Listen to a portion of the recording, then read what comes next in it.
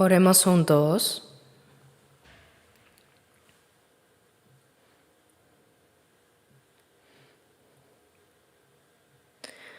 Nuestro Dios Padre misericordioso que nos amas. Entre tantas personas en este mundo, gracias por habernos llamado primero y por habernos salvado en estos últimos tiempos que tú has determinado. Señor, gracias por habernos apartado en este mundo malvado y pecador y por permitirnos servirte dentro de tu iglesia donde nos guías y obras con nosotros. Te agradecemos por tu inmensa gracia que nos acompaña siempre. Gracias por permitirnos vivir obedeciendo a tu palabra. Señor, también gracias porque en este momento los salvos por tu preciosa sangre estamos reunidos ante ti para aprender juntos tu palabra y tener comunión unos con otros. Cuida a cada uno de nosotros, sosténnos con tu mano misericordiosa y guíanos con tu gracia, tu palabra y el poder del Espíritu Santo, para que podamos ser levantados y edificados completamente.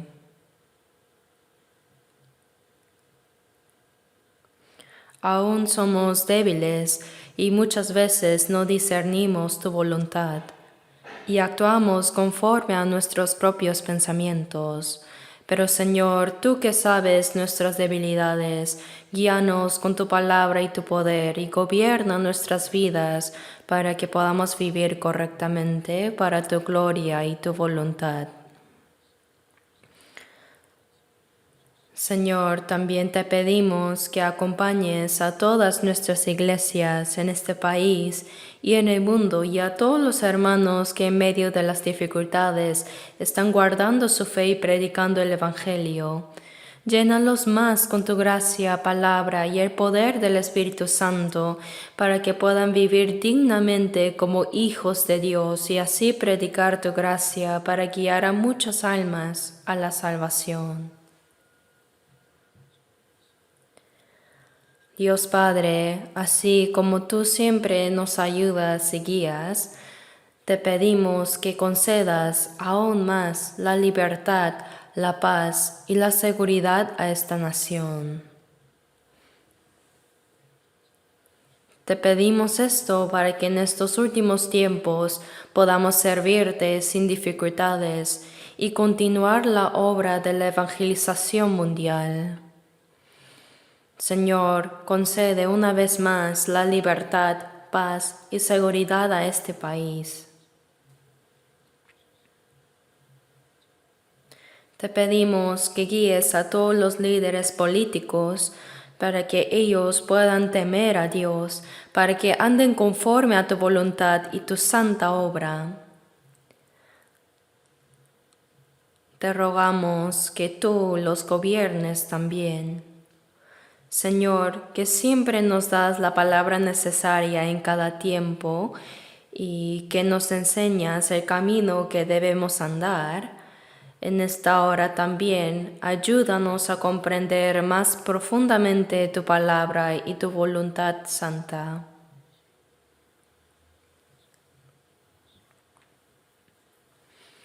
Ahora también te pedimos por los hermanos enfermos, por los hermanos con la fe débil y por todos aquellos que no han podido asistir el día de hoy.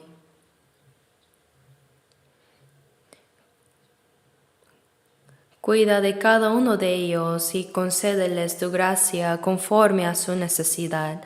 Hemos orado en el nombre de nuestro Señor Jesucristo. Amén.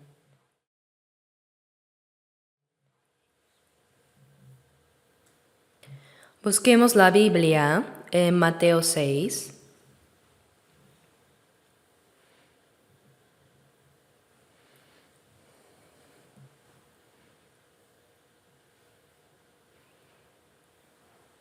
San Mateo 6, desde el versículo 9 hasta el 13. Mateo 6, versículos 9 al 13. Leamos juntos lentamente. Vosotros pues oraréis así: Padre nuestro que estás en los cielos, santificado sea tu nombre. Venga tu reino, hágase tu voluntad, como en el cielo, así también en la tierra. El pan nuestro de cada día, dánoslo hoy, y perdónanos nuestras deudas, como nosotros perdonamos a nuestros deudores. Y no nos metas en tentación, mas líbranos del mal, porque tuyo es el reino, y el poder, y la gloria, por todos los siglos. Amén. Hemos estado aprendiendo sobre la oración que el Señor nos enseñó y hoy es la 7ª vez. Todos los que van a la iglesia parecen conocer de memoria esta oración. Desde pequeño yo también la repetía cada domingo y miércoles. Por eso sí la memorizo bien. Pero no se trata de repetirla como un conjuro mágico. El Señor nos dijo que oremos así y no que simplemente la recitemos. Memorizarla también es importante, pero nuestra oración debe cambiarse conforme a las enseñanzas del Señor. Y no es que debamos orar únicamente con estas palabras, pues hay muchas cosas que debemos pedir, pero en esta oración el Señor nos mostró el modelo de las cosas más esenciales que deben estar presentes en nuestras oraciones. Esta es la oración que todos debemos hacer. En el Salmo 17:1 dice: Oye, oh Jehová, una causa justa. Está atento a mi clamor, escucha mi oración hecha de labios sin engaño. Oye, oh Jehová, una causa justa. Está atento a mi clamor, escucha mi oración hecha de labios sin engaño.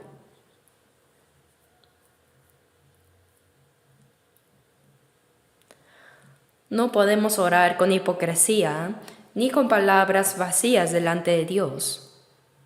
Esto es porque Él ya conoce nuestros corazones. Pero a veces, cuando veo, hay personas que oran con un discurso muy fluido. Parece que oran muy bien, pero no es así.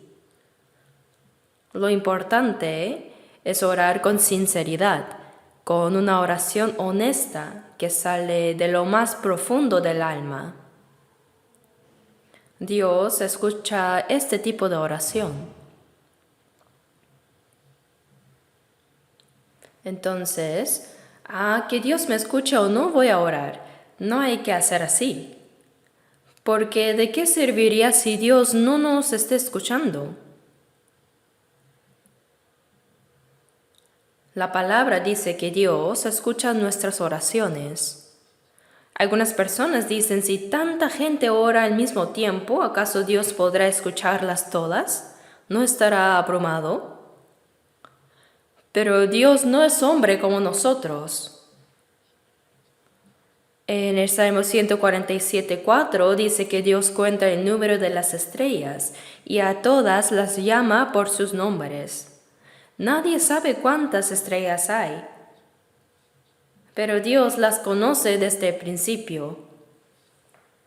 Las cuenta y conoce a todas. No solo las cuenta, sino que a cada una le ha dado un nombre.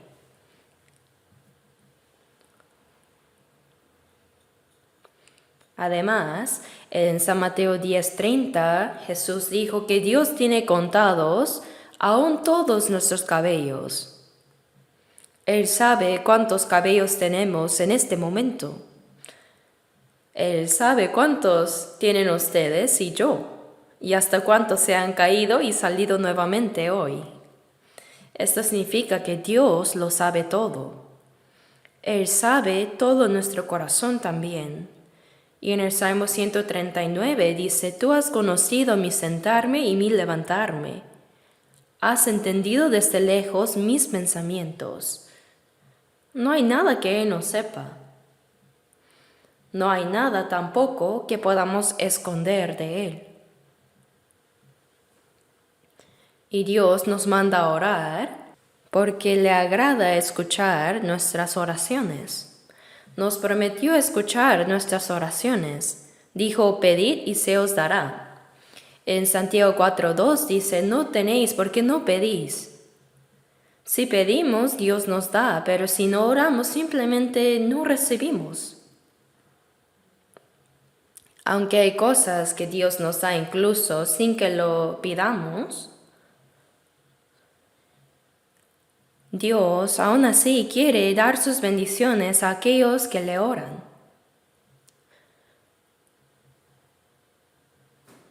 Por eso la oración es esencial en nuestra vida cristiana.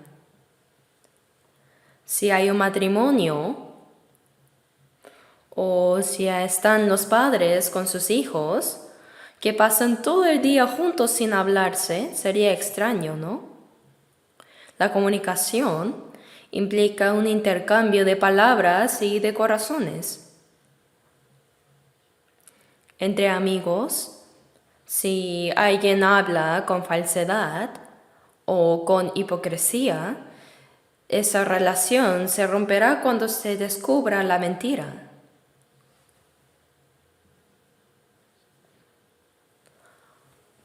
Por ende, para orar correctamente debemos establecer una relación correcta con Dios. Si nuestra vida está alejada de Dios y llena de pecado, nuestras oraciones no serán escuchadas. Salmo 66 dice, si en mi corazón hubiese yo mirado a la iniquidad, el Señor no me habría escuchado. Por eso cuando oramos debemos examinarnos primero ante Dios, porque Él está mirando todo. Hay que reflexionar si he hecho algo mal ante Dios, si he sido deshonesto ante Él, si tengo pecados ocultos, hay que arrepentirse y confesarlos y pedirle perdón en nuestras oraciones. Tener una comunión constante con Dios, esa es la verdadera vida cristiana. Ir fielmente a la iglesia es importante, pero ¿qué significa la iglesia? La palabra iglesia en caracteres coreanos se compone de dos caracteres. Uno significa enseñar y el otro reunión. Nos reunimos en la iglesia para ser enseñados con la palabra de Dios. Aprendemos quién es Dios, qué gracia nos ha dado y cuál es su voluntad a través de la palabra.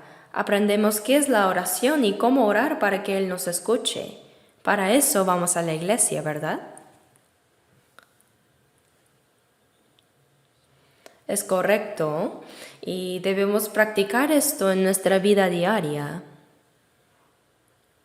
La Biblia dice que el que oye la palabra pero no la pone en práctica, se engaña a sí mismo. Por lo tanto, no debemos ser solo oyentes que se engañan, sino personas que la llevan a la acción.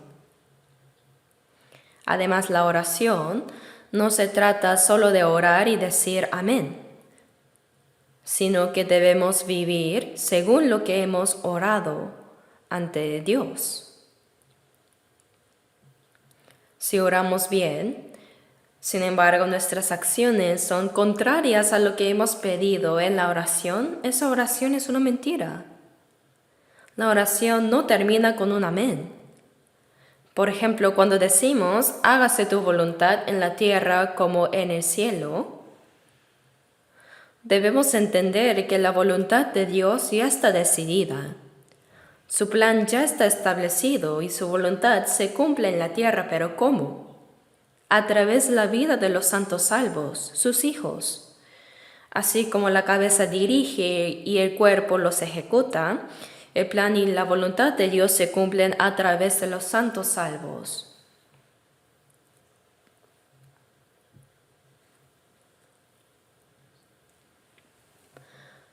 Por eso cuando oramos, decimos, hágase tu voluntad, sea en la vida o en la muerte. y también cantamos alabanzas.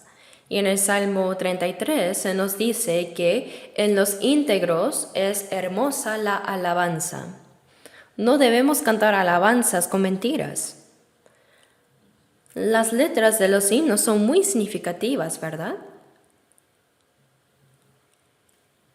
No son simplemente canciones mundanas, sino que han sido escritas por personas inspiradas. En cada himno podemos ver el nombre del autor y el compositor, aunque a veces una sola persona los escribe y compone. Generalmente las letras son expresiones poéticas de testimonios de fe de los cristianos renacidos. En los Salmos encontramos muchos de estos ejemplos, especialmente de David, que son confesiones de fe. Así los himnos contienen confesiones de fe, testimonios también, y enseñanzas sobre la vida cristiana y mucho más, ¿no? También hay alabanzas de oraciones, y por eso a veces los contenidos de los himnos son tan buenos como los sermones. Estas poesías fueron escritas y posteriormente alguien les añadió las notas para que pudieran ser cantadas, formando así los himnos hoy en día. Las letras de estos himnos reflejan la vida de los cristianos que en su sinceridad y en su fe han expresado lo que sintieron, reconocieron y decidieron hacer.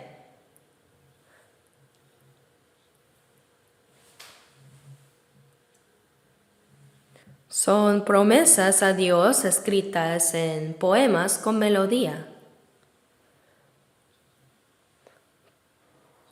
Por eso cuando cantamos himnos, nuestras palabras deben coincidir con nuestra vida. Por ejemplo, si cantamos Señor, te amo más que antes, pero en realidad amamos más a nosotros mismos en el corazón y más al dinero o al placer que a Dios, pero decimos te amo más que antes, entonces, ¿qué diría Dios? Espera, ¿cuándo me has amado así? A ver, ¿pueden responder? Nuestro amor por el Señor debe crecer cada día más que antes, ¿verdad? También hay himnos que dicen, todas mis pasiones del mundo ya no existen más desde hace mucho tiempo. Dice que ya hace mucho tiempo que desaparecieron los deseos mundanos en su corazón. Así debe ser. Los cristianos deben alejarse del mundo, porque cuanto más nos alejamos del mundo, más nos acercamos a Dios. Si decimos que hemos dejado nuestros deseos mundanos, Dios nos preguntará, ¿de verdad los has dejado? Teniendo la ambición del mundo lleno hasta la garganta, canta, todas mis pasiones del mundo ya no existen más. ¡Qué bien miente! Por eso la gente dice que los creyentes mienten más que todos los domingos en la iglesia. Pero ¿cómo los cristianos podrían mentir en la iglesia? Obvio, hacen oraciones falsas, alabanzas mentirosas e incluso testimonios falsos. Esto puede ser muy cierto en realidad. Si cantamos sin corazón o también oramos con palabras solo para que otros nos escuchen, sin dirigirnos realmente a Dios, eso no tiene nada que ver con la verdadera fe. Eso es engañar a su propia conciencia, es hipocresía y no debemos hacer esto. La oración no se trata de usar palabras elocuentes. Así como los padres entienden a sus hijos, incluso cuando simplemente dicen papá o mamá, aunque no sepamos orar, si le llamamos Padre, mi Padre, Dios conoce nuestro corazón y Él sabe lo que queremos expresar. Él sabe lo que queremos. Por eso la oración es verdaderamente importante. No oramos para que otros nos escuchen, sino para que Dios nos escuche. Preparando para este estudio sobre Padre Nuestro, al inicio pensé que terminaría en 2 sesiones, pero cuanto más lo estudio, más aprendo de la Biblia. Esta oración de verdad conlleva muchos mensajes. El Señor nos da enseñanzas muy profundas. Por eso en Mateo 6:12 nos quedamos aquí. En Mateo 6:12 dice, y perdónanos nuestras deudas, como también nosotros perdonamos a nuestros deudores. Aquí nos quedamos la vez pasada. Perdónanos nuestras deudas.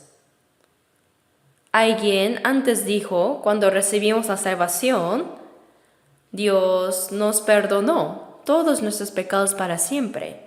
Hebreos 9:12 dice que Cristo obtuvo la eterna redención con su propia sangre y que nunca más se acordará de nuestros pecados e iniquidades. La sangre del Señor perdonó nuestros pecados eternamente. Si la redención no fuera eterna, la salvación no sería perfecta. Si quedara algún pecado sin perdonar, no podríamos ser salvos. Pero nosotros jamás podemos pagar por nuestros pecados. Ni siquiera con lágrimas podemos borrar el pecado. Aunque lloremos un océano de lágrimas, el pecado no desaparecerá ni un poco. Tampoco se borra haciendo buenas obras o logrando grandes cosas para Dios, ni se puede pagar con dinero. Algunas personas creen que si tienen problemas con Dios, pueden solucionarlo ofrendando dinero o haciendo buenas obras, pero no es así. Dios no pasa por alto por esas cosas. La paga del pecado es muerte. Y no se trata de la muerte física, sino de lo que viene después. Hebreos 9:27 dice de la manera que está establecido para los hombres que mueran una sola vez y después de esto el juicio. Ese es el problema. Los muertos serán juzgados según sus obras y lanzados al lago de fuego. El problema es esa segunda muerte. Los que hacen maldad y van al infierno, incluso aquellos que vivieron moralmente bien, si no han sido salvos, irán al infierno de todos modos. Pero los que roban, estafan, violan, no honran a sus padres, sufrirán en el infierno según lo que han hecho. Por eso Apocalipsis 20 dice que los muertos serán juzgados por las cosas que estaban escritas en los libros según sus obras. Cuando alguien es juzgado, existe un registro de sus crímenes y leyes que establecen las penas correspondientes. Y el juez emite una sentencia según la gravedad del delito, determinando si será cadena perpetua, pena de muerte, aunque actualmente no se aplica tanto, o podrían ser 10 años de prisión. De la misma manera, las personas no salvadas irán al infierno y ahí las penas serán diferentes. Por eso suelo decir a los que no quieren ser salvos que si no van a ser salvos, al menos pequen lo menos posible. ¿Pero acaso si peca menos el infierno será tibio? No, el infierno es infierno. En fin, no solo existe la muerte física, sino que el mayor problema es que existen el juicio y la condenación eterna. Pero Jesús, el Hijo de Dios sin pecado, murió en nuestro lugar, y Él derramó su sangre para salvarnos y dijo, consumado es. ¿Qué consumó? La obra de cumplir nuestra redención, en otras palabras, el perdón de nuestros pecados, la salvación de los pecadores. Por eso en 1 Pedro 1:18 dice, sabiendo que fuisteis rescatados de vuestra vana manera de vivir, la cual recibisteis de vuestros padres, no con cosas corruptibles como oro o plata, sino con la sangre preciosa de Cristo. El Hijo unigénito de Dios murió como un cordero, derramando su preciosa sangre para perdonarnos eternamente. Cuando creemos en esto, recibimos el perdón total y eterno de nuestros pecados. Jesús pagó completamente el precio de todos nuestros pecados. La paga de pecado era la muerte, pero Jesús tomó nuestro lugar. Él enfrentó el juicio por nosotros y nos dio la vida eterna.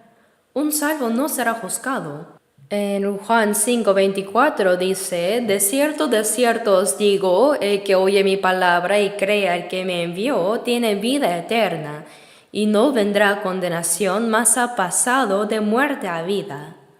Tiene vida eterna y no vendrá a condenación. ¿Por qué? Ya no será juzgado más porque el Señor recibió el juicio en mi lugar. Mas ha pasado de muerte a vida, es la salvación perfecta. La salvación no se pierde por hacer algo mal. Cuando naces como hijo, eres hijo tanto si te portas bien como mal. ¿Acaso te borran del registro familiar o dicen que ya no eres su hijo? No, eso no sucede. Esa relación de padre e hijo no cambia. Sin embargo, surge un problema. La relación de padre e hijo no cambia. Pero antes, cuando decías padre, él respondía sí, hijo mío. Ahora, después de cometer un error grave, te da miedo acercarte al padre e incluso llamarlo. Hay un problema, el padre le dice hijo malo. Se interrumpe la comunión. Por eso en 1 de Juan 1, versículos 5 y 6, dice que Dios es luz y no hay ningunas tinieblas en él.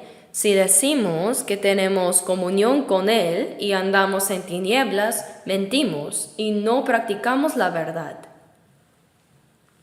Las tinieblas representan el pecado. Las tinieblas son algo vergonzoso. Si no andamos en la luz, sino en la oscuridad, no podemos tener comunión con Dios. Quien dice que tiene comunión con Dios, pero camina en la oscuridad, es un mentiroso. Decir que tienes comunión con Dios cuando realmente no la tienes es mentira.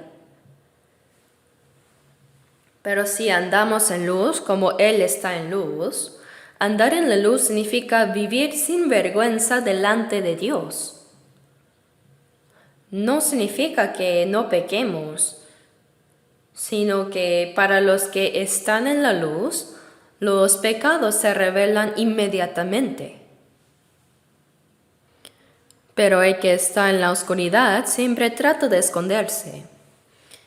Pero quien está en la luz, siempre los pecados que comete sin darse cuenta o incluso con intención son expuestos. A veces pecamos sin darnos cuenta por nuestra naturaleza que aún no ha sido transformada. Por ejemplo, nos enojamos, odiamos o insultamos sin darnos cuenta. Estos son pecados involuntarios. Por otro lado, también existen pecados intencionales y premeditados. Estos son pecados que cometemos a propósito, habiendo planeado. Son pecados diferentes. Dice, pero si andamos en luz como Él está en luz, tenemos comunión unos con otros y la sangre de Jesucristo, su Hijo, nos limpia de todo pecado. Pero ¿por qué necesitamos ser limpiados si ya hemos sido perdonados? Como mencioné antes, esto se refiere a los pecados específicos que cometemos después de ser salvos. El precio del pecado ya ha sido pagado eternamente. Sin embargo, los pecados que cometemos en nuestra vida cotidiana después de ser salvos, En Juan 8:5 dice que los judíos trajeron a una mujer sorprendida en adulterio, diciendo: Moisés en la ley nos mandó apedrear a tales. ¿Tú qué dices? Estaban listos para golpearla con las piedras que tenían en las manos, esperando solo la palabra de Jesús para atacarla ya. Pero Jesús les dijo: el que de vosotros esté sin pecado sea el primero en arrojar la piedra contra ella. Y escribió en la tierra. Entonces uno por uno, desde los más ancianos hasta los más jóvenes, dejaron sus piedras y se fueron. ¿Por qué se fueron primero los ancianos? Porque a medida que uno vive más, peca más también. Todos se fueron, dejando sin fuerza sus piedras. Todo quedó en silencio. La mujer, temiendo ser apedreada, estaba así encogida. Jesús preguntó: Mujer, ¿ninguno te condenó? Ella abrió los ojos y vio que no había nadie. Nadie, Señor. Entonces Jesús le dijo: Ni yo te condeno. Él era el único con la autoridad para juzgarla, porque Él es Dios y no tiene pecado. Pero Jesús vino a perdonar los pecados, a salvar. Ni yo te condeno significa que yo tomaré tu castigo, moriré en tu lugar. Así que tú tienes que ser perdonada. Tú eres perdonada.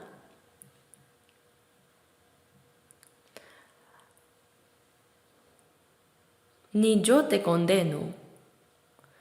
Aunque en ese momento aún no había muerto, le dijo: vete y no peques más. Vete y no peques más. Este mensaje es para nosotros también. Jesús nos ha perdonado cualquier pecado que hayamos cometido. Pero Jesús dijo: vete y no peques más. Después de ser salvo, ya no peques más. Realmente no debemos seguir pecando y quisiéramos que nuestro corazón se volviera inmediatamente tan puro como Jesús y tan limpio como un ángel después de recibir la salvación. Pero como dice, engañoso es el corazón más que todas las cosas y perverso. Así seguimos teniendo la naturaleza pecaminosa heredada desde Adán. ¿Qué hacemos entonces? Nos vamos transformando poco a poco. Después de ser salvos, cambiamos mediante el Espíritu Santo y la palabra. Por eso en Juan 17:17 Jesús dijo: Padre, santifícalos en tu verdad, tu palabra es verdad. Ahora la persona salvada se santifica día a día mediante la verdad. Santificarse es volverse limpio. Y 1 de Juan 3, versículos 1 al 3, dice que cuando Jesús se manifieste, seremos semejantes a Él. Y todo aquel que tiene esta esperanza en Él, se purifica a sí mismo, así como Él es puro. Cuando Jesús venga, nuestros cuerpos también serán transformados en cuerpos gloriosos, santos y perfectos. Entonces, ¿qué debemos hacer nosotros como los que tienen la esperanza? Nuestros pensamientos y nuestra vida deben cambiar gradualmente para ser más puros. Por eso dice: se purifica a sí mismo así como Él es puro. ¿Y cómo nos purificamos? Santifícalos en tu verdad. Las palabras santo y puro tienen el mismo significado. Así que mediante la palabra y el Espíritu Santo, mientras escuchamos la palabra, oramos y obedecemos, vamos cambiando poco a poco. Un bebé recién nacido hace sus necesidades sin importarle lo que los demás piensen, ¿cierto? Si se enoja, hace berrinche. Si quiere llorar, llora. hace lo que quiere. Pero a medida que crece,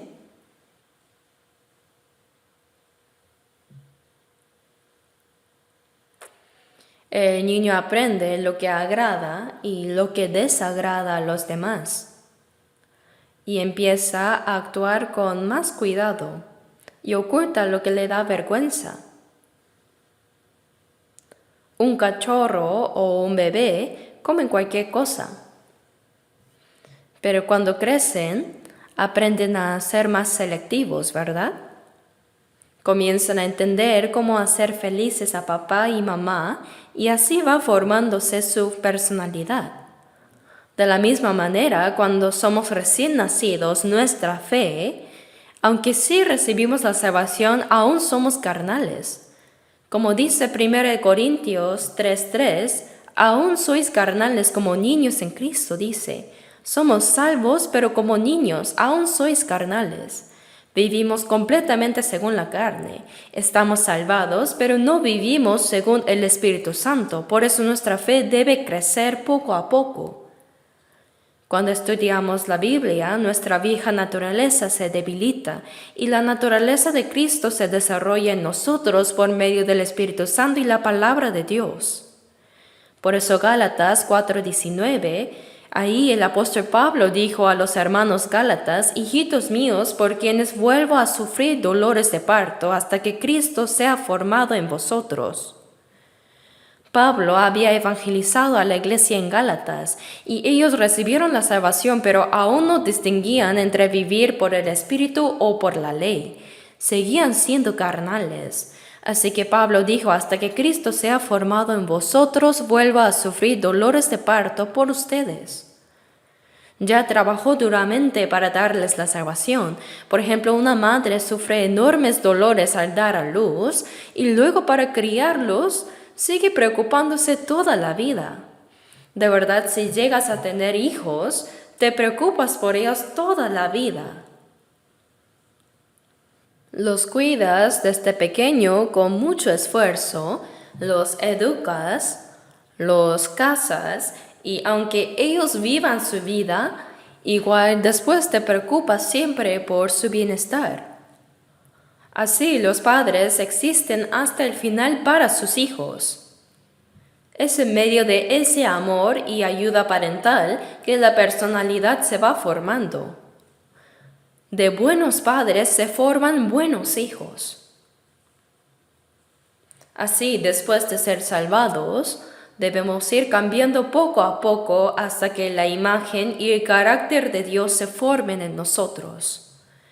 Y en Mateo 5:48 Jesús dijo: sed pues vosotros perfectos, como vuestro Padre que está en los cielos es perfecto. Dios es perfecto y santo. Sed perfectos como vuestro Padre es perfecto. ¿Cómo podemos ser perfectos como Dios? Un buen padre no dice a su hijo: está bien con que seas como yo solo a medias. No. Aunque no sea mejor que él, el buen padre quiere que su hijo por lo menos sea como él.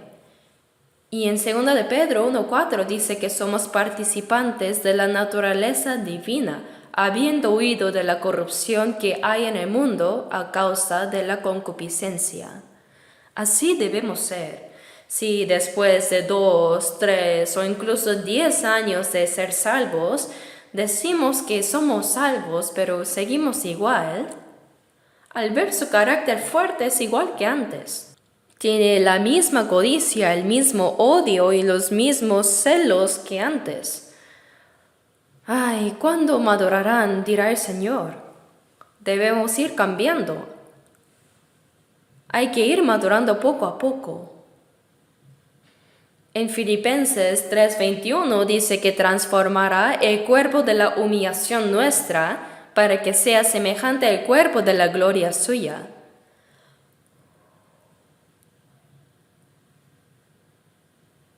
Se dice que el gusano se convierte en cigarra después de unos 7 años. Durante esos 7 años pasa por un proceso de transformación. Y cuando llega el momento se transforma, deja el aspecto de gusano y la cigarra vuela alto y canta en el árbol. Del mismo modo debemos transformarnos cada vez más. Si sentimos que no hemos cambiado, debemos orar más, leer más la Biblia y esforzarnos por obedecer y a cambiar. Debemos orar mucho: Señor, ayúdame, renuévame con tu Espíritu Santo para reflejar tu imagen. Hay un himno que dice eso también, ¿no? A medida que nuestra fe crece, podemos llegar también a vivir sin cometer pecados. Es verdad. ¿Acaso realmente tenemos que vivir pecando? Sí, podemos vivir sin pecar. Cuando alcanzamos cierto nivel de madurez en la fe, llegamos a tener la fuerza para vencer el pecado con la palabra y el Espíritu Santo. Dios nos ayudará a crecer.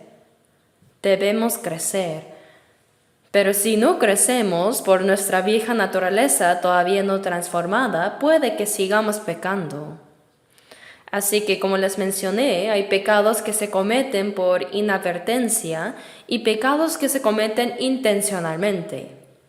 Los pecados por inadvertencia involuntarios son un poco más leves.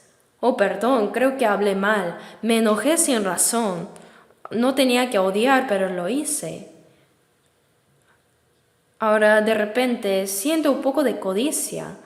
Así, uno mismo se da cuenta de que su naturaleza aún no ha cambiado. Y es muy frustrante. Pero los pecados cometidos intencionalmente son aquellos en los que piensas y piensas. Son pecados completamente planeados. Mentir con intención. Planear, engañar a otros, robar y cometer adulterio también. Esos son pecados intencionales. Por el contrario, para los pecados por inadvertencia, como dice 1 de Juan 1:9, si confesamos nuestros pecados, Él es fiel y justo para perdonar nuestros pecados. Honestamente debes confesar a Dios, no debes esconder tus pecados. Proverbios 28:13 dice que encubre sus pecados no prosperará, mas el que los confiesa y se aparta alcanzará misericordia. Debes decir honestamente: Dios, me equivoqué, perdóname, no lo volveré a hacer. Entonces Él dirá: está bien, no lo vuelvas a hacer. Como dice 1 de Juan 1:9, si confesamos nuestros pecados, Él es fiel y justo para perdonar nuestros pecados. No solo nos perdona, sino que también nos ayuda a no volver a pecar, nos limpia con su verdad. Así, cuando nos arrepentimos y nos alejamos del pecado, nuestra fe crece gradualmente y nuestro carácter se forma. Así que no hay necesidad de preocuparse demasiado. Como dice 1 de Juan 2:1, si alguno hubiere pecado, no hay que pecar, pero si alguno hubiere pecado, abogado tenemos para con el Padre, a Jesucristo el justo. Si un creyente peca, tiene un abogado ante Dios, alguien que lo defiende. Señor, no es que no tenga pecado, sino que sí tiene, pero solo esta vez por tal razón, él pecó inevitablemente. Así lo defiende para que sea perdonado. Como en un juicio donde pagas a un abogado costoso, los buenos abogados pueden hacer que lo imposible parezca posible. Pero Jesús no es así. Él aboga por nosotros ante Dios. Él es nuestro consolador, que preserva nuestra gracia. Él dice: Padre, Él es tu Hijo, rescatado por su sangre. Es débil todavía. Él es débil, por eso lo hizo. Perdónalo una vez, por favor. Así Él intercede, ora por nosotros. Como dice Hebreos 7:25, puede también salvar perpetuamente a los que por Él se acercan a Dios, viviendo siempre para interceder por ellos. El Señor siempre está intercediendo por nosotros. Debemos estar agradecidos. El problema ahora es el problema cometido intencionalmente. El pecado intencional es un pecado más grave, más grande. Por supuesto, cuando un creyente peca, no será juzgado como un no creyente, ni irá al infierno, ni será destruido, porque el Señor ya perdonó todos nuestros pecados eternamente, pero sí hay un problema. Cuando peca, ya sea por inadvertencia o intencionalmente, un pecado es pecado. Cuando pecas, no puedes tener comunión con Dios. La comunión debe ser restaurada. Padre, sí, hijo mío. Así. Incluso entre los esposos deben tener una buena comunicación. Si el esposo o la esposa hace algo mal, la comunicación se interrumpe. No se hablan. En casos extremos, no conversan durante todo un día o varios días. No hay comunión y no debe ser así. Hay que resolver este asunto rápidamente. Por eso cuando pecas, pierdes la comunión con Dios. No se olviden, es un gran problema.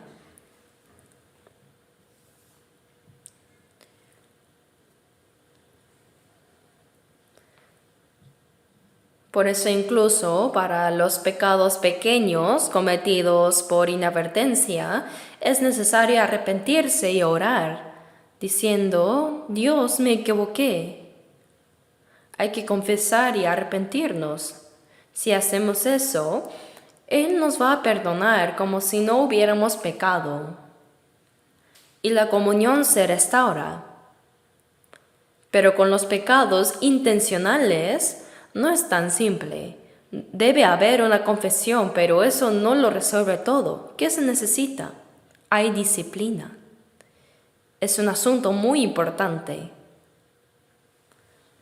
En el Salmo 51, el rey de Israel, David, cometió un gran pecado. Mientras las guerras con los pueblos paganos estaban en curso, sus soldados leales estaban en el campo de batalla.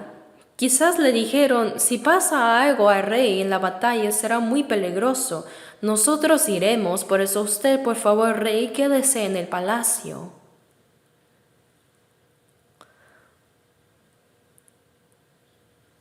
Quizás por eso él se quedó. Y bueno, David durmió hasta muy tarde.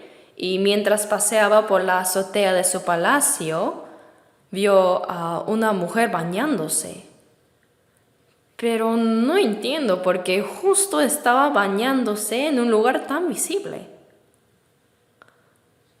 Se veía todo. Se veía bien. Le pareció hermosa. Le pareció atractiva y cautivadora. Por eso preguntó, ¿quién es ella? Ah, es la esposa de Urías, el general. Urías estaba en el campo de batalla, era un soldado leal. Entonces David mandó llamarla, seguro habrá dicho, vamos a compartir una taza de té. Pero ahí David fornicó con Betsabé.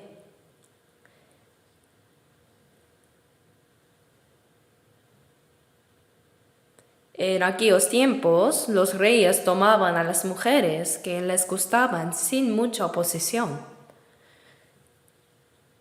Pero esto era un grave pecado de adulterio.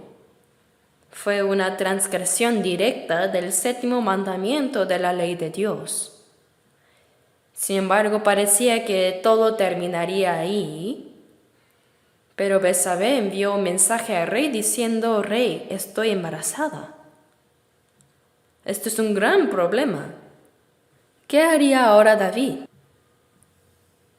Por eso, para encubrir su pecado, mandó llamar a Urías desde el campo de batalla y le concedió un permiso especial para que fuera a casa a descansar.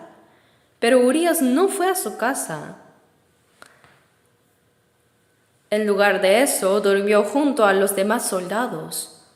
David le preguntó, ¿por qué no fuiste? anda.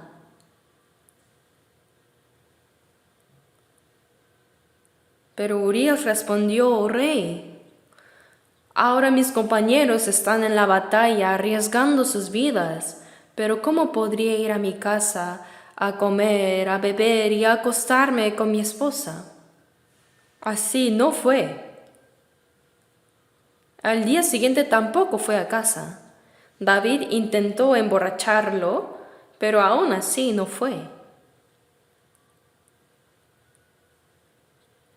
Urías era un hombre muy leal.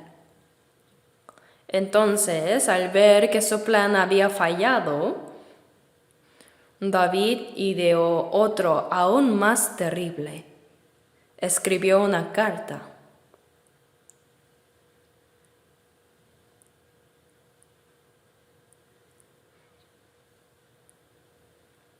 Y la envió con Urías a Joab, el comandante del ejército.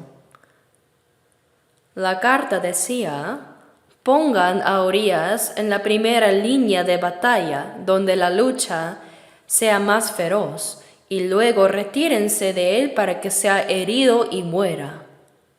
Le ordenó que lo mataran.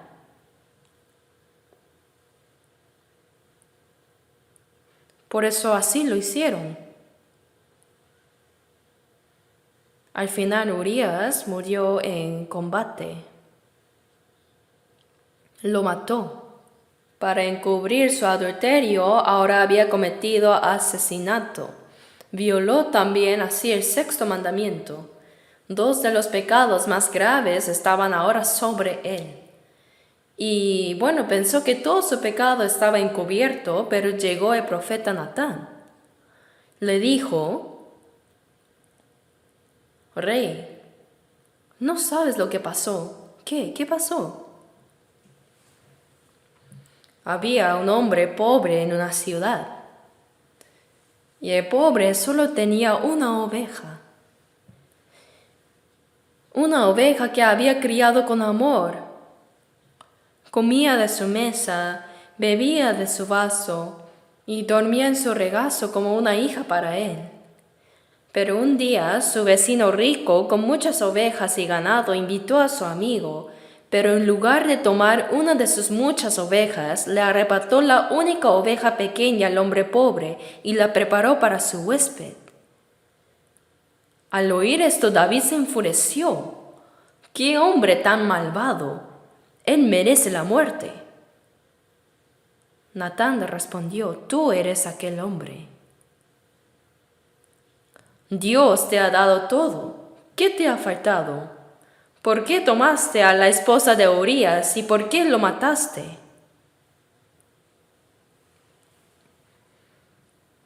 Realmente los profetas de Dios eran muy valientes. Natán se atrevió a decir la verdad incluso ante el poderoso rey David.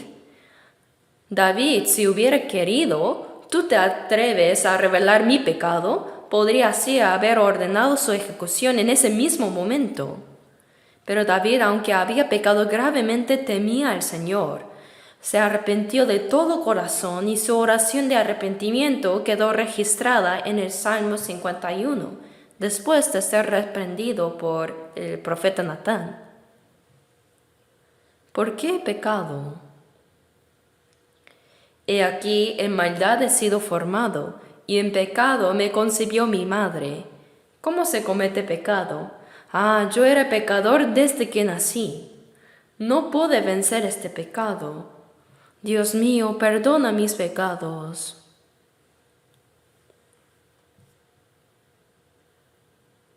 Clamó a Dios: crea en mí un corazón limpio, oh Dios, y renueva un espíritu recto dentro de mí.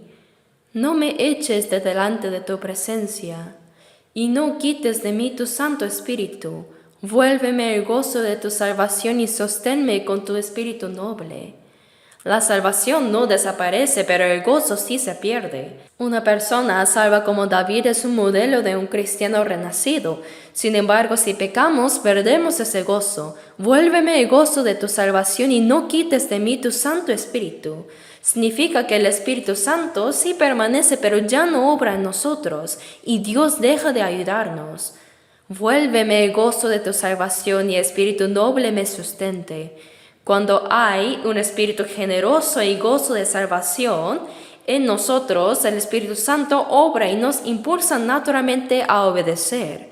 También nos da la fuerza para vencer el pecado. El versículo 13 dice entonces, enseñaré a los transgresores tus caminos, y los pecadores se convertirán a ti. Hermanos, cuando hay gozo de salvación y el Espíritu Santo está presente, al compartir la palabra del Señor, los pecadores se convertirán. No solo el que predica a las almas, sino también el que las guía debe ser usado por el Señor.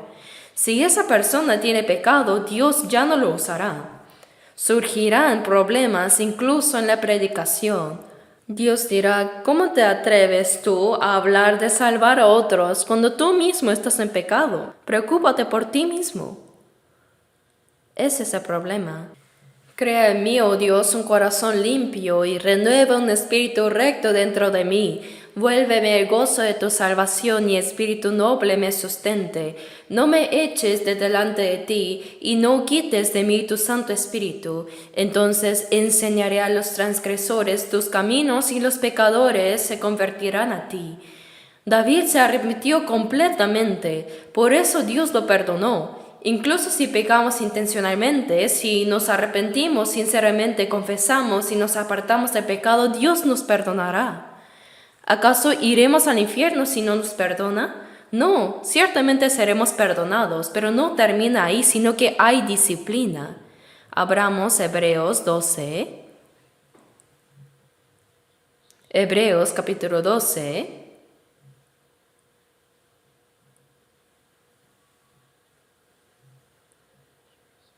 Hebreos 12, desde el versículo 6 hasta el 10.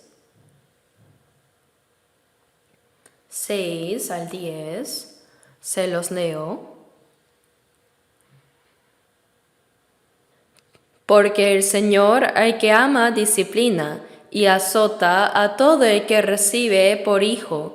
Si soportáis la disciplina, Dios os trata como a hijos. Porque ¿qué hijo es aquel a quien el Padre no disciplina? Pero si se os deja sin disciplina, de la cual todos han sido participantes, entonces sois bastardos y no hijos. Por otra parte, tuvimos a nuestros padres terrenales que nos disciplinaban y los vulnerábamos. ¿Por qué no obedeceremos mucho mejor al Padre de los Espíritus y viviremos? Y aquellos ciertamente por pocos días nos disciplinaban como a ellos les parecía, pero para lo que nos es provechoso, para que participemos de su santidad. Un hijo de Dios salvo cuando peca, dice al que ama disciplina, porque es su hijo. A los hijos de otros no les importa, ¿verdad? Que hagan bien o no, no le pegamos. Pero como es su propio hijo y como lo ama, lo disciplina. En Proverbios 13:24 dice, el que detiene el castigo, a su hijo aborrece. Es disciplina. Si no reprende ni disciplina, a su hijo aborrece, dice. Mas el que lo ama desde temprano lo corrige. Así que al que ama, disciplina y azota a todo el que recibe por hijo. Cuando yo era pequeño, tenía 5 hermanas mayores. Mi padre tuvo 5 hijas antes de tenerme a mí, así que yo era un hijo increíble. Mis hermanas debieron sufrir mucho cuidándome, pero no recuerdo que mi padre me pegara. Mientras que mi madre, quien me amaba terriblemente, ella sí me castigaba. Si hacía algo mal, me ponía el látigo en alto. No me lo bajaba porque sabía que lo rompería, así que lo mantenía allá arriba. Cada vez que me comportaba mal, ella me miraba a mí y de ahí el látigo. Era como decirme, prepárate. Pero ella no me castigaba cada vez, sino que recordaba, para colmo tenía muy buena memoria. Por eso después de acumular varias faltas, cuando levantaba la vara me decía, levántate de pantalón, ¿recuerdas que hiciste esto y esto? ¡Sas! No me podía mover. Lo hacía porque me amaba. Si soportáis la disciplina, Dios os trata como a hijos. Nos disciplina porque somos sus hijos. A los que no son salvos no los disciplina, no se interfiere hasta que vayan al infierno. Simplemente los meterá al infierno. Hasta que se salven, Dios los observa. ¿Qué hijo es aquel a quien el Padre no disciplina? Pero si se os deja sin disciplina, entonces sois bastardos y no hijos. Si no hay disciplina, significa que no son hijos legítimos, no son hijos realmente. Algunos hermanos dicen, Dios no me castiga, así que yo debo ser el hijo menor. No, Dios no tiene hijos menores. A veces a los menores se les perdona algo por ser inmaduros, pero Dios no hace eso. No tener disciplina significa que no es hijo. Es más aterrador. Quizás no soy realmente un hijo de Dios. Tiene que pensar. Por otra parte, tuvimos a nuestros padres terrenales que nos disciplinaban y los venerábamos. ¿Huíamos cuando nos castigaban? No, recibíamos el golpe y decíamos, Padre, lo siento, no lo volveré a hacer. Lo respetamos. Entonces, ¿por qué no obedeceremos mucho mejor al Padre de los Espíritus y viviremos? Nuestro Padre Dios es el Padre de todos los espíritus, ¿verdad? Todos los salvos somos sus hijos. Padre nuestro que estás en los cielos. Y aquellos, ciertamente por pocos días, nos disciplinaban como a ellos les parecía. Pero para lo que nos es provechoso, para que participemos de su santidad. Nuestros padres terrenales nos disciplinaban según su propio criterio. Pero Dios, nos disciplina para lo que nos es provechoso, para que participemos de su santidad. El Padre de los Espíritus nos disciplina para alejarnos del pecado y santificarnos, porque para participar de la gloria de Dios debemos ser santos, para que participemos de su santidad. Así que no olvidemos que hay disciplina. La disciplina de Dios puede manifestarse de diversas maneras, dependiendo del pecado o de la condición espiritual de la persona.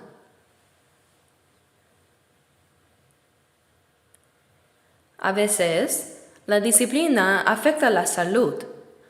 No quiero decir que toda enfermedad sea causada por el pecado, pero hay enfermedades que vienen como disciplina de Dios. Por ejemplo, David pecó y Dios quitó la vida a su hijo. A veces los hijos pueden sufrir por los pecados de los padres, aunque esto sucede en circunstancias especiales. Pero sí, la disciplina de Dios puede causar enfermedades. Por eso en Santiago 5 dice, ¿está alguno enfermo entre vosotros? Llame a los ancianos de la iglesia y confesaos vuestras ofensas unos a otros y orad unos por otros para que seáis sanados.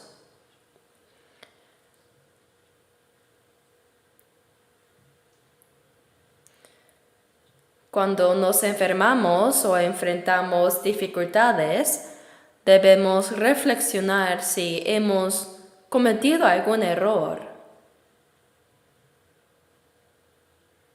Aunque no siempre sea una disciplina, la reflexión constante es necesaria. Si no nos examinamos a nosotros mismos, la disciplina puede llegar en cualquier momento. Algunos padres no castigan a sus hijos inmediatamente, sino que observan y acumulan las faltas antes de corregirlas. Mi madre era así. No me castigaba de inmediato, sino que esperaba recordando cada falta. Y cuando llegaba el momento, mi padre tenía una muy buena memoria, ya no tenía escapatoria. Si nos arrepentimos rápidamente, la disciplina de Dios puede ser más leve. Por eso es importante reflexionar continuamente sobre nuestra vida y corregirnos a tiempo lo más pronto posible. Así la disciplina puede ser más leve e incluso evitada. Santiago 5:15 dice: confesaos vuestras ofensas unos a otros y orad unos por otros para que seáis sanados.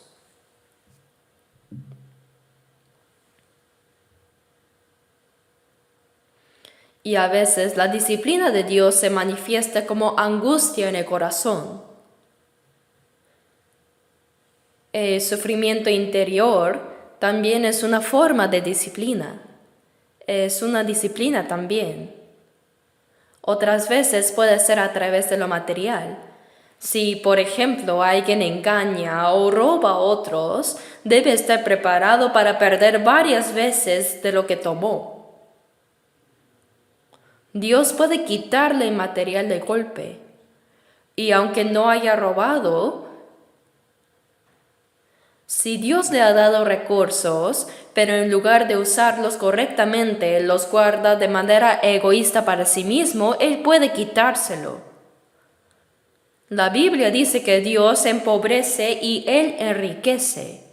Cuando Dios nos da algo, observa cómo lo usamos. Si lo utilizamos valiosamente, nos dará aún más, es verdad. Si lo usamos para su obra, para predicar el Evangelio y para ayudar a otros, Dios se complace y nos bendecirá más. Sin embargo, si usamos lo que Dios nos ha dado solo para nosotros mismos, con avaricia y sin generosidad, puede quitarle hasta lo que tiene. He visto personas así. Debemos recordar que nuestros bienes provienen de Dios y que malgastarlos es un pecado. Santiago 4:17 dice: y el que sabe hacer lo bueno y no lo hace, le es pecado. Hacer el bien incluye compartir el Evangelio.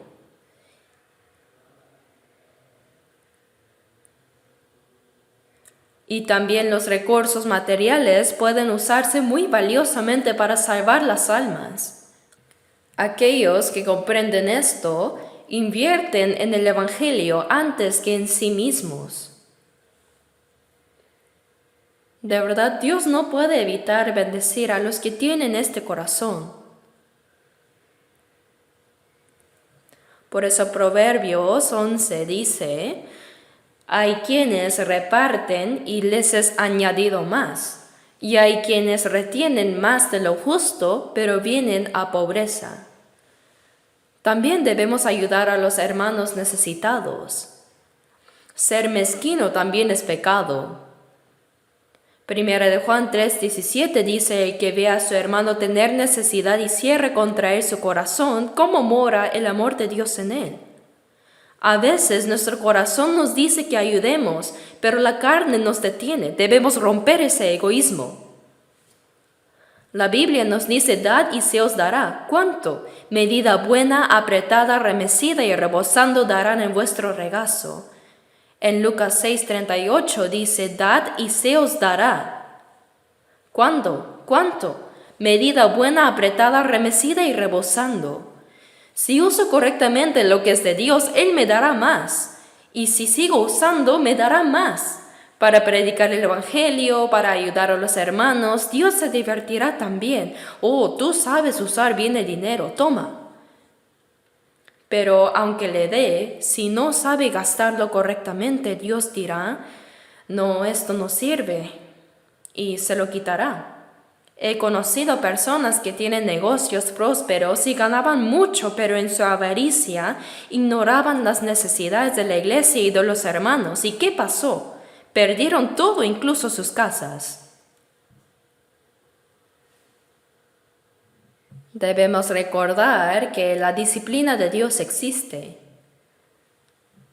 Si alguien ha causado daño a otros, debe prepararse para sufrir más pérdidas. Si Dios nos da algo y no sabemos usarlo bien, también nos lo puede quitar. Deben saber que los cristianos reciben disciplina a través de lo material. Deben tener la disciplina de Dios.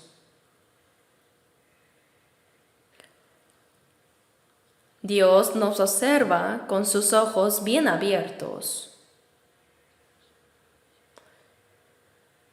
Proverbios 16:22 dice: «Mas la erudición, la disciplina de los necios es necedad». Esta es una palabra muy especial. Deberían anotarla y reflexionar sobre ella después. Proverbios 16:22. ¿Qué significa ser necio? Aunque lean la Biblia, no la entienden. Dios tiene que dar la sabiduría, pero cegó sus ojos espirituales. Esto también es disciplina, ¿sí? Se vuelve completamente incapaz de comprender la palabra.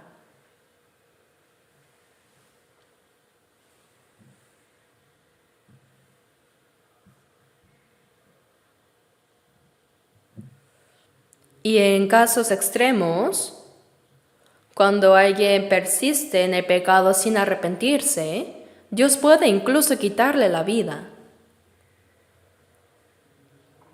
Miren el caso del rey Saúl. Al principio era humilde y Dios lo escogió como rey de Israel, pero con el tiempo su corazón se llenó de orgullo y desobediencia.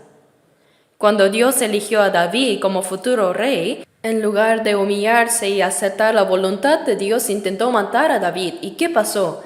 Al final fue él quien murió, porque Dios permitió que los filisteos lo mataran. El orgullo también es pecado. Ser soberbio ante Dios. La mezquindad también es pecado. Romanos 14:23 dice: «Y todo lo que no proviene de fe es pecado». Dice que todo lo que hacemos sin fe es pecado. Proverbios 21:4 dice: «Altivez de ojos y orgullo de corazón y pensamiento de impíos son pecado». Todo lo que no se hace con fe es pecado. El pecado es abundante. Por eso los creyentes deben tener un corazón muy sensible. Debemos ser capaces de detectar incluso los pecados más pequeños. Antes de que Dios nos discipline, debemos examinarnos y resolverlo. No hay que ocultar el pecado como si fuera un tesoro valioso. No. Debemos encontrarlo y solucionarlo rápidamente. Si es así, Dios dirá: «Ah, qué sabio este hijo mío. Pensaba corregirlo, pero ahora retiraré mi disciplina». Ahora veamos en la Biblia 1 Corintios 5. 1 Corintios 5.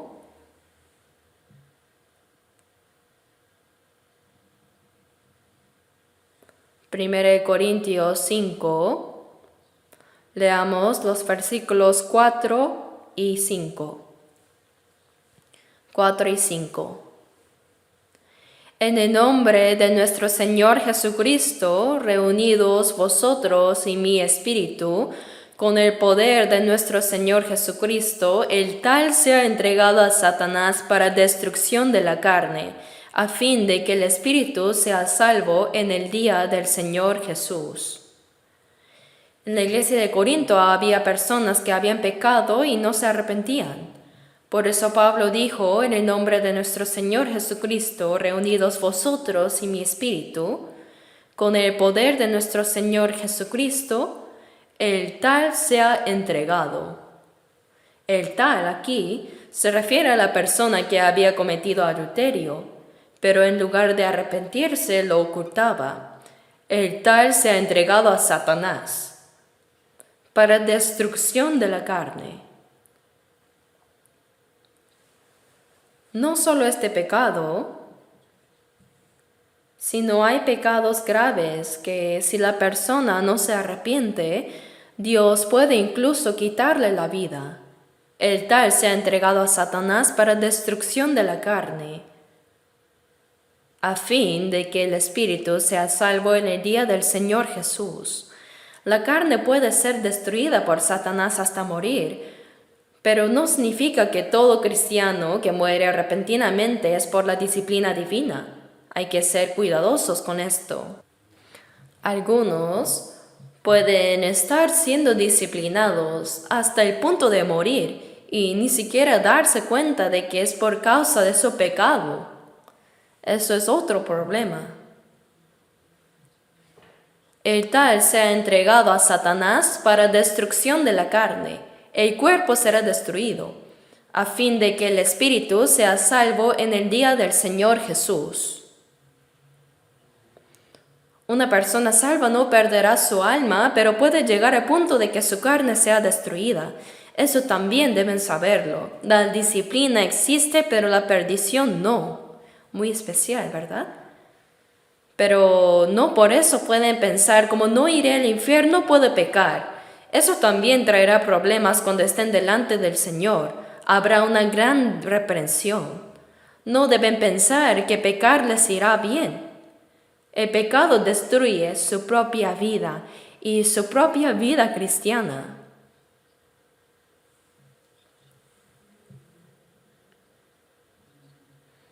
Veamos otro pasaje en la Biblia, Salmos 19.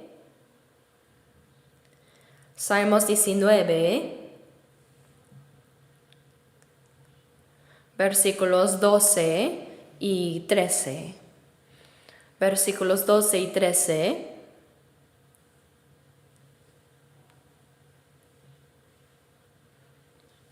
a 13.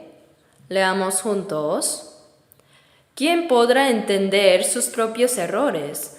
Líbrame de los que me son ocultos. Preserva también a tu siervo de las soberbias, que no se enseñoreen de mí. Entonces seré íntegro y estaré limpio de gran rebelión. ¿Quién podrá entender sus propios errores? Líbrame de los que me son ocultos. Aquí menciona los pecados ocultos. Hay pecados que permanecen escondidos que incluso la persona misma no las reconoce. A veces pecamos y ni siquiera nos damos cuenta o no queremos admitirlo. Por eso dice aquí, ¿quién podrá entender sus propios errores? Líbrame de los que me son ocultos. Preserva también a tu siervo de las soberbias, que no se enseñoreen de mí. Aquí habla del pecado de la soberbia, la presunción, que es pecar a sabiendas. Son pecados que conllevan a una disciplina mayor. Que las soberbias no se enseñoreen de mí. Cuando una persona peca deliberadamente y no se arrepiente, el pecado empieza a dominar su vida y Dios aplica la disciplina. Además, un pecado da lugar a otro pecado y así sigue la cadena de consecuencias. Por eso debemos orar para que el pecado no nos domine. El pecado es más peligroso que el cáncer. Si lo tomamos a la ligera, terminará destruyéndonos. Preserva también a tu siervo de las soberbias, que no se enseñoreen de mí. Entonces seré íntegro y estaré limpio de gran rebelión. El pecado pequeño nos lleva a cometer pecados más grandes. Hazme quitar rápidamente esos pecados, entonces estaré limpio de gran rebelión. Por eso tenemos que dejar el pecado siempre lo más pronto posible.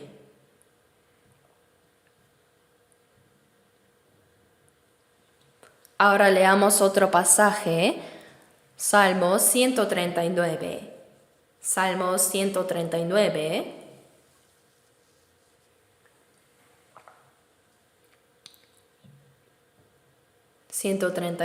Versículo 23.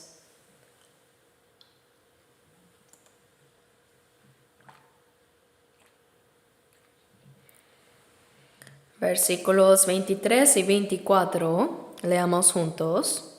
Examíname, oh Dios, y conoce mi corazón. Pruébame y conoce mis pensamientos, y ve si hay en mí camino de perversidad, y guíame en el camino eterno. Examíname, oh Dios, y conoce mi corazón. Pruébame y conoce mis pensamientos, y ve si hay en mí camino de perversidad. Debemos pedirle a Dios que nos examine, que nos haga ver lo que está mal en nuestra vida y que nos guíe en su camino.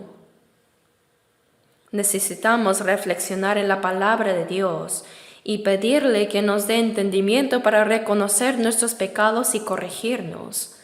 Cuando oramos a veces, Dios nos hace darnos cuenta de los pecados que ni siquiera habíamos considerado.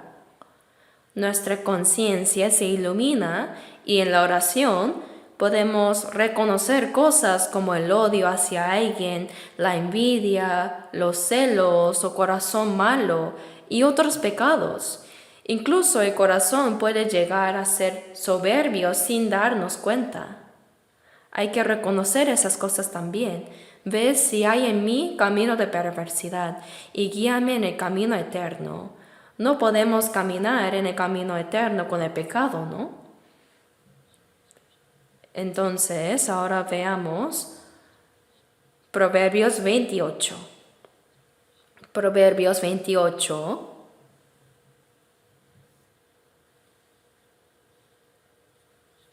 Capítulo 28, versículo 13.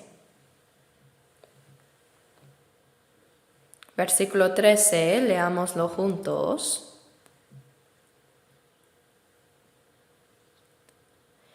El que encubre sus pecados no prosperará, mas el que los confiesa y se aparta alcanzará misericordia. El que encubre sus pecados no prosperará, mas el que los confiesa y se aparta alcanzará misericordia. Hay que confesar y abandonar el pecado. No deben disfrutar del pecado, no deben esconderlo. Si lo hacen, ese pecado los destruirá. El diablo usará ese pecado para que cometan más pecados.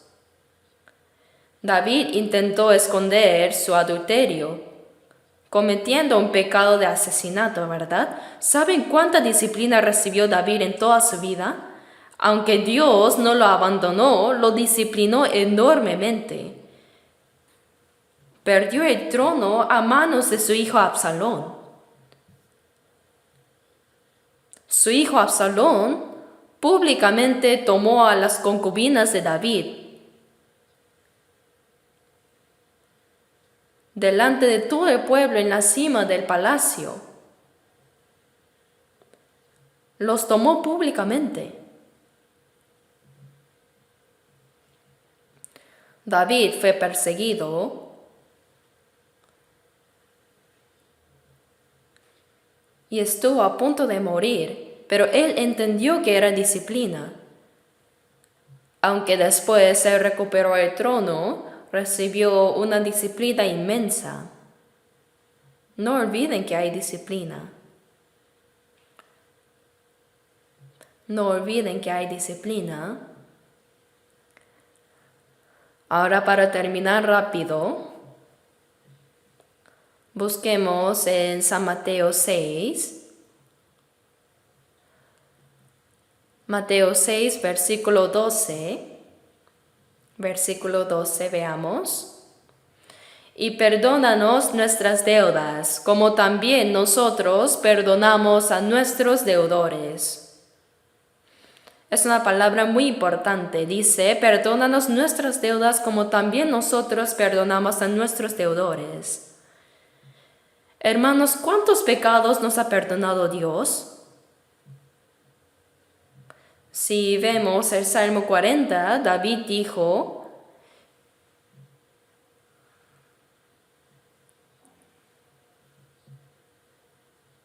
mis iniquidades me han rodeado más de lo que puede contar.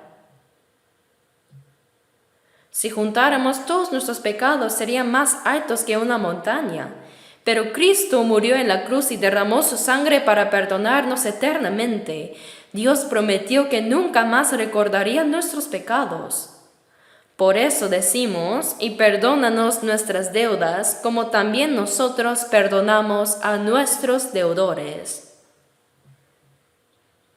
Perdónanos nuestras deudas, como también nosotros perdonamos a nuestros deudores.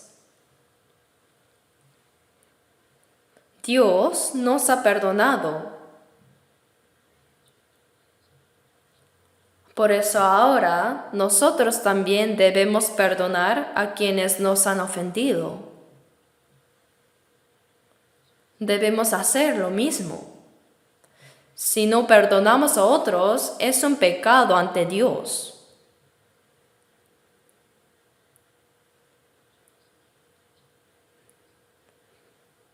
Señor, como hemos perdonado a otros, también perdónanos a nosotros.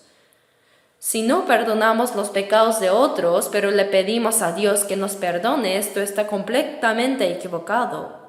Verán, si no perdonamos los pecados de los demás, a los ojos de Dios eso también es pecado.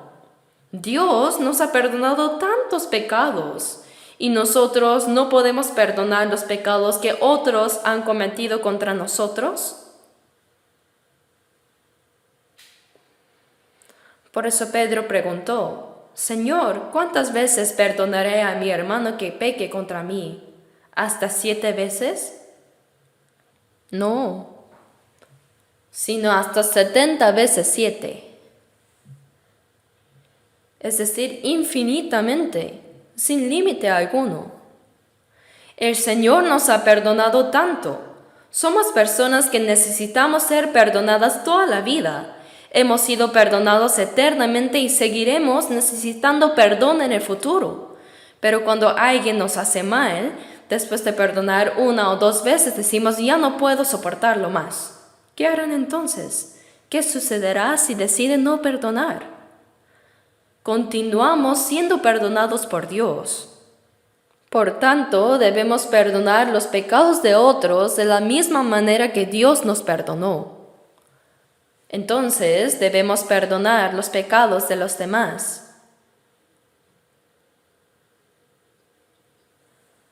No podemos orar pidiendo perdón a Dios si no somos capaces de perdonar a los demás, ¿verdad?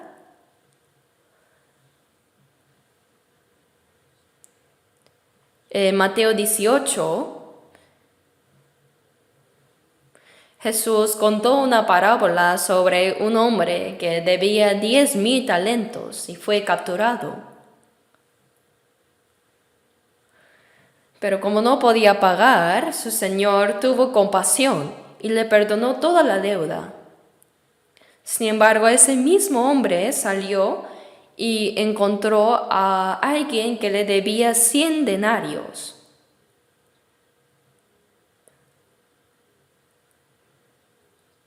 Como un denario es el jornal de un hombre, digamos que gana $100 al día, entonces 100 denarios son $10,000.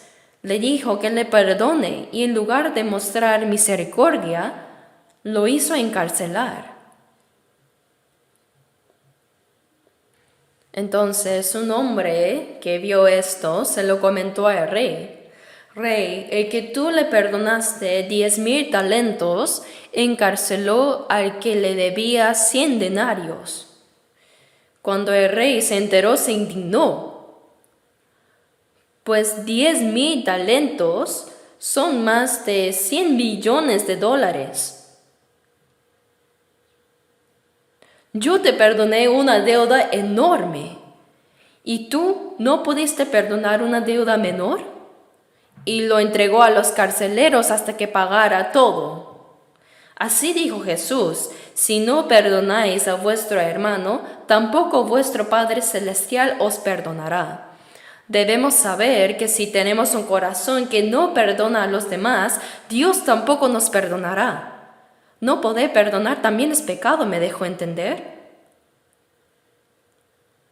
En Lucas 23, versículo 34, cuando Jesús estaba muriendo en la cruz, oró por aquellos que lo crucificaban y lo maldecían con gestos de burla, diciendo: Padre, perdónalos, porque no saben lo que hacen. No saben lo que hacen. Jesús nos enseñó a orar por nuestros enemigos y a amar y a orar por los que nos persiguen. ¿De verdad podemos hacer esto?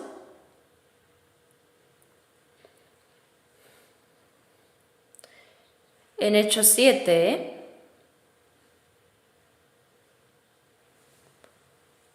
Esteban fue apedreado hasta la muerte por predicar la palabra de Dios. Su cabeza fue destrozada, su cuerpo se quebrantó y su sangre fluía mientras moría. ¿Qué dijo en ese momento? ¿Acaso pidió venganza a Dios? No. ¿Qué dijo? Sus últimas palabras fueron: Señor, no les tomes en cuenta este pecado. Su oración fue la misma que la de Jesús en la cruz. ¿Por qué? Porque Cristo habitaba en Esteban.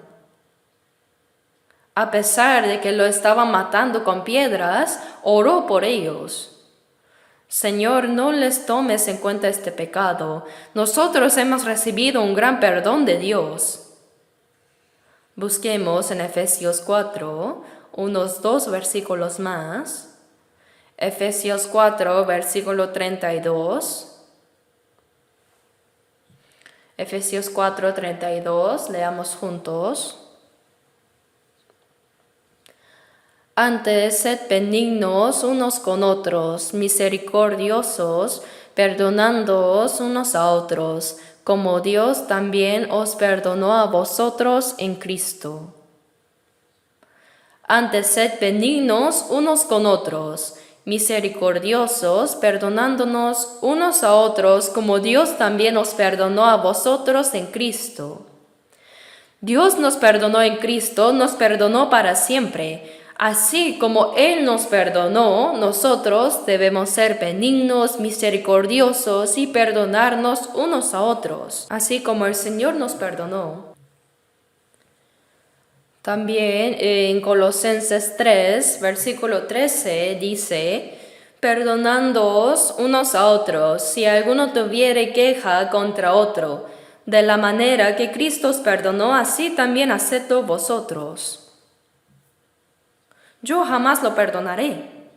Si mantienen un corazón incapaz de perdonar, solo se están haciendo daño a sí mismos. Sepan que Dios no perdonará a esa persona. Si alguien ha cometido un error contra ti, ¿ya lo has perdonado? Perdonar es ya no recordar. Si aún dices: tú me hiciste esto, no has perdonado todavía. El Señor dijo: nunca más me acordaré de sus pecados. Perdonar es olvidar. De lo contrario, estaría perjudicando a sí mismo. ¿Me dejo entender? Si Dios nos ha perdonado, nosotros también debemos perdonar y olvidar. Veamos en Proverbios 19. Proverbios 19, versículo 11. Versículo 11, leamos juntos.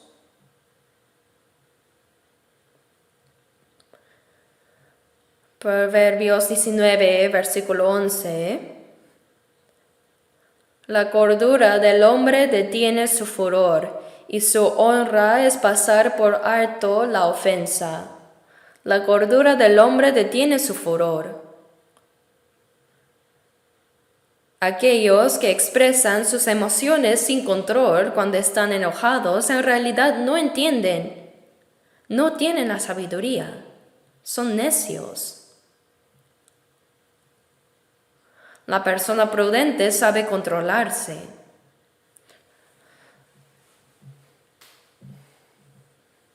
La cordura del hombre detiene su furor.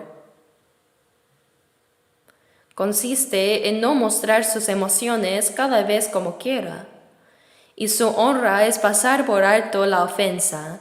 Perdonar las faltas de los demás es nuestra honra, ¿sí? Así como Dios nos perdona, esa es su gloria. Y cuando nosotros perdonamos a otros, eso es nuestra gloria. No perdonar es ser mezquino. Tener un corazón tan estrecho y dice, nunca voy a perdonar. Entonces Dios también le dirá, si es así, yo tampoco te perdono. ¿Qué harías entonces? Somos personas que necesitamos seguir siendo perdonadas. Por eso oramos diciendo, perdónanos nuestras deudas, como también nosotros perdonamos a nuestros deudores. ¿Cómo podemos pedir a Dios que perdone nuestros pecados si nosotros no perdonamos a los demás? No podemos orar sinceramente si en nuestro corazón guardamos rencor.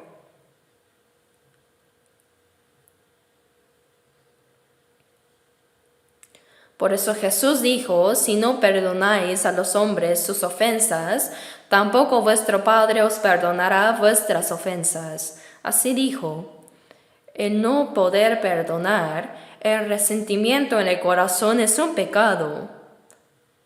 La soberbia es pecado también. La falta de fe es pecado.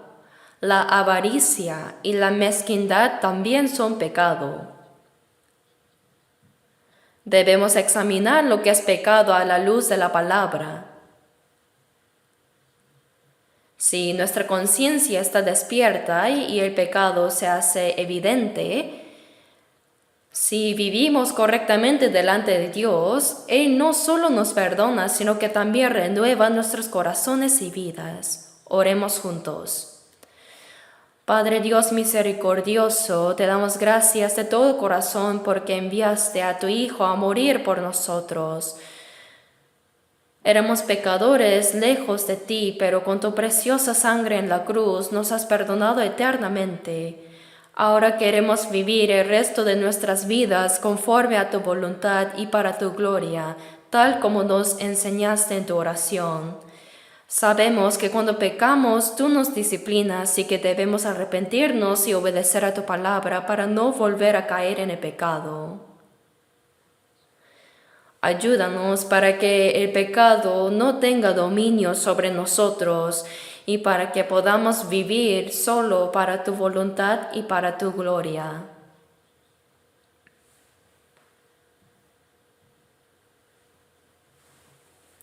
Deseamos que nuestras vidas sean gobernadas completamente por tu palabra y por el poder del Espíritu Santo. Si hay pecados ocultos en nuestro corazón y vida, haznos verlo a través de tu palabra y tu Espíritu. Purifícanos y santifícanos cada día para que podamos vivir como hijos tuyos de manera digna. Todo esto hemos orado en el nombre de nuestro Señor Jesús. Amén.